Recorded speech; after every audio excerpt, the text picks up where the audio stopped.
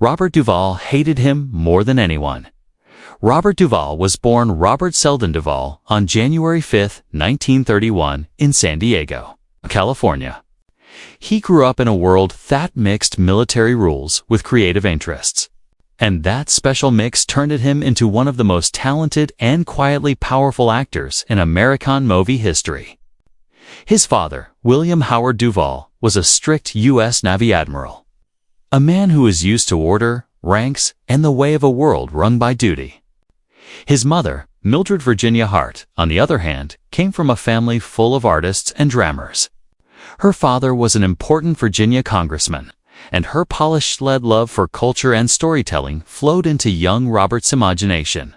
This combination of tug discipline and creative support procreated a base that let Duvall become the kind of actor who could play both the simple everyday man and Thescary authority figure with equal realness, even with the strong military influence at home.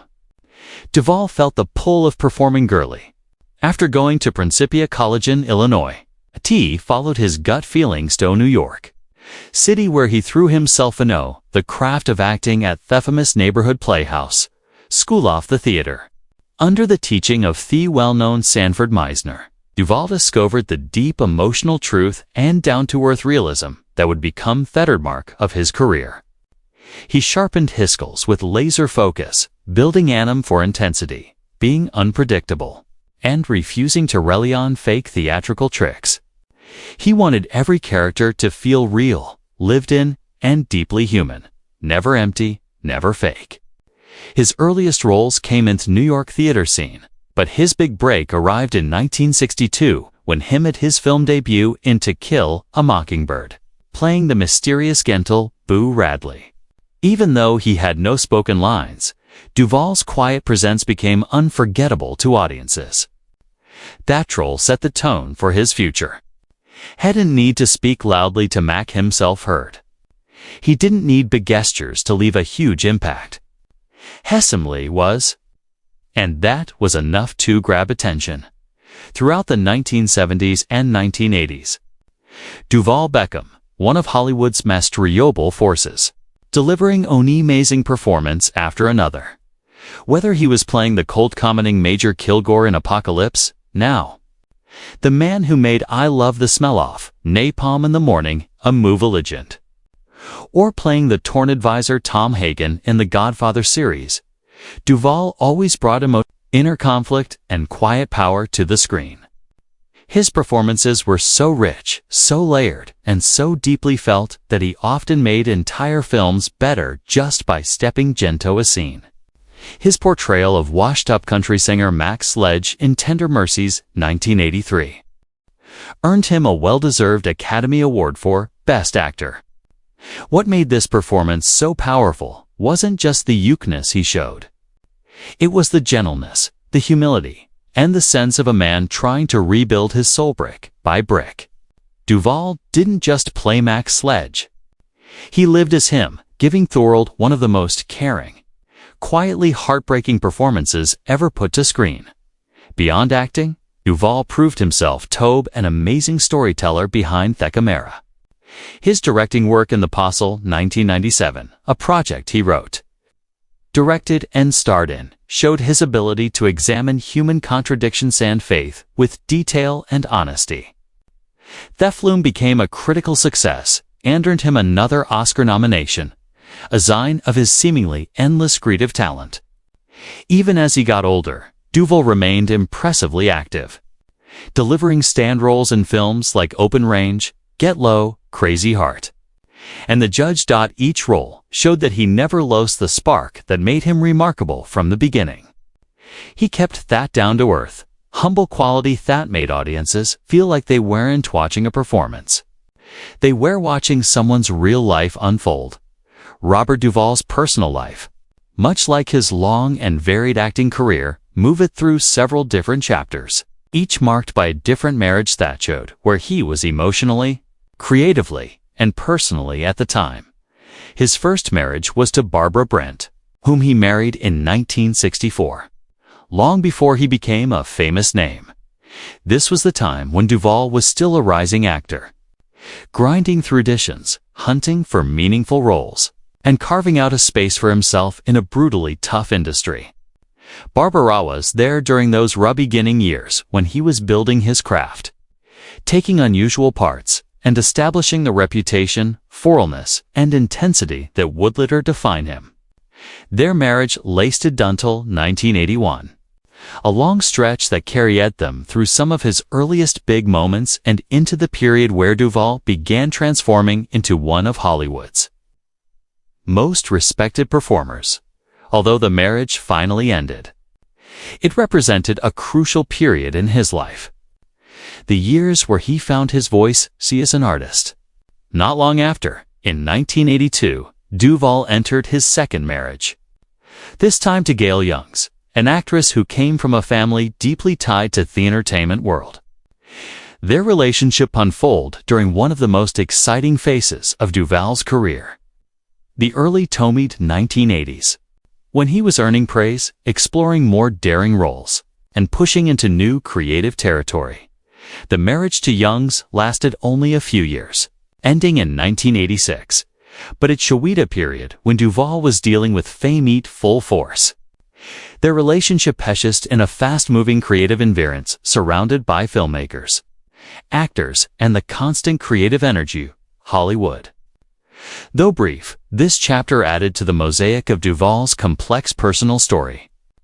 In 1991, Duvall married Sharon Brophy, a dancer whose background and lifestyle brought a different kind of rhythm into his life. Their marriage came at a time when Duvall was already a seasoned actor, with decades of work behind him, but still growing artistically, experimenting with, directing, producing, and tackling roles that blended his love of performing with his deep personal interests, especially his passion for music and dance. Sharon's world overlapped naturally with some of Duvall's long-standing cultural passions, including Argentine tango, which Hellied and studied seriously. Their marriage, which lasted until 1995, existed in a space shaped by artistic moment, creativity, and the kind of emotional expression that dance often inspires. Even though the marriage ended, it marked another meaningful step in his personal journey toward understanding himself and what he wanted from life and love. Then, after several years on his own, Duvall entered what would become his longest and most fulfilling partnership, and he married Luciana Pedraza in 2005. Luciana, an Argentine actress and filmmaker several decades younger than Duvall, brought a lively, energy into his life. Their bond formed not only through love, but through shared artistic passions, especially their mutual love for Argentina culture and tango. The two worked together in creative projects, traveled extensively, and supported each other in ventures both professional and deeply personal. Luciana's presence added a sense of stability, companionship, and joy that Duvall seemed to fully embrace in his later years. Their relationship a quieter, more settled phase of his life, one where he found comforting deep connection, artistic partnership, and the simple pleasures of living fully and purposefully. Robert Duvall, one of the most respected actors in Hollywood history, has always been known for his fearless, unstained willingness to speak his mind about the industry, his colleagues, and the people he has worked with. Among the many talented actors with whom he has shared the screen, there is one person has singled out with unusual bonds: Gene Hackman. "I hated him more than anyone," Duvall admitted in a rare, honest interview. The statement shocked fans and colleagues alike, as both Duvall and Hackman are widely seen as perfect professions, each with decades of celebrated work in film. But for Duvall, the bad feelings went beyond a simple clash of personalities. It was rooted in deep-seated professional frustrations, personal differences that spanned years of collaboration, competition, and the intense pressures of Hollywood sets. Duvall explained that this dislike was not born out of petty jealousy or professional rivalry in the traditional sense. Instead, it came from what he saw as Hackman's own ability or unwillingness to engage in kind of creative partnership that Duvall valued above all else. It wasn't about talent, Duvall emphasized, because Hackman has that in spades. It was about attitude. On set, I felt like he deliberately made things difficult. Like was constantly trying to assert himself over everyone else instead of letting the scene breathe. Duvall, known for his careful and deep approach to acting, often requires space, silence, and subtlety to deliver his best performances. According to him, Hackman's presence disrupts that balance. What might seem like minor conflicts to outsiders, timing issues, disagreements over lines, or differing interpretations of a character, became, in Duvall's eyes, evidence of a deeper, almost hostile personality clash. Their working relationship, Duvall noted, was particularly strained during short projects in the 1970s and 1980s, a period when both actors were at the peak of their careers. Duvall had huge respect for Hackman's achievements, the Oscars, the praise, the iconic roles. But admiration did not soften the impact of Hackman's approach in set. I had to fight for every inch of authenticity. Duvall said every scene felt like a tug-of-war. He was charming off camera, sure, but when the cameras rolled, it was like he was playing chess while I was trying to play poker. And I hate poker. His blunt humor aside, Duvall showed a sense of exhaustion from dealing with the tension that seemed ever present whenever Hackman was around. The stress, he admitted, took a toll not just on his craft, but on his emotional well-being. I left some sets physically drained because of him, he said, his voice showing a mixture of frustration and disbelief that two seasoned professionals could be so incompatible despite the intensity of his feelings. Duvall's comments were not entirely condemning. In the same interview, he acknowledged Hackman's brilliance as an actor and the undeniable contribution he made to cinema. You can't deny Hackman's talent, Duvall admitted. He's a legend and he deserves every award and praises ever won. But talent doesn't excuse everything. Sometimes people are just difficult. And Hackman was the epitome of that difficulty for me. Duvall remarks revealed the complexity often to personal dynamics in Hollywood. Admiration and bad feelings can coexist. And professional respect does not automatically translate into personal harmony. He reflected on how challenging it is for actors to reconcile these competing emotions, particularly when Nego's artistic visions and intense duels collide. Duvall also suggested that the tension with Hackman was a product of two very different working philosophies, where Duvall favors quiet observation, immersion in character, and a patient, almost invisible manipulation of emotion. Hackman often employed a more assertive improvisational style that demanded attention. We were like oil and water, Duvall explained. I'm all about the small internal moments. He's all about the declaration, the punch, the statement. Neither of us could give the other what we needed. And when you're in that world every day, it wears on you. He admitted that in hindsight, he might have tried to understand Hackman's approach more. But at the time, the friction was simply too intense. The clash became a defining feature of their professional lintex, one that left Duvall with a lasting sense of irritation and ultimately the honest declaration that hated him more than anyone. Yet, Duvall's comments were also tinged with a kind of acceptance and dark humor. He acknowledged that the feud, while personally significant, was ultimately unimportant in the grand picture of his career. In the end, it's just work, he said. We're actors.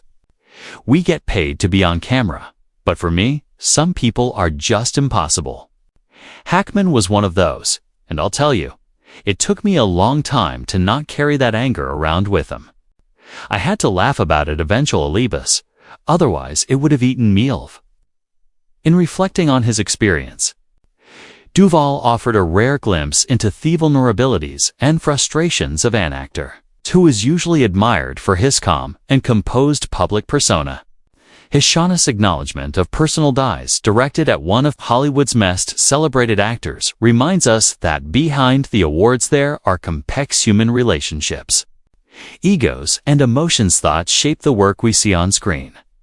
Ultimately, Robert Duvall's declaration about Gene Hackman serves as both a cautionary tale and a fascinating insight into the behind-the-scenes realities of film. It underscores that even among the most talented and acclaimed actors, personal conflicts can simmer, sometimes boiling over into trite hostility. Duvall's words, stark and unfiltered, reflect a lifetime of experience, a dedication to craft, and the honesty that has always made him one of the most compelling figures in cinema. I hated him more than anyone, he repeated, not as a statement of shame, but as a reflection of truth, proof that even in the exclusive world of Hollywood lands, human emotions are never entirely absent.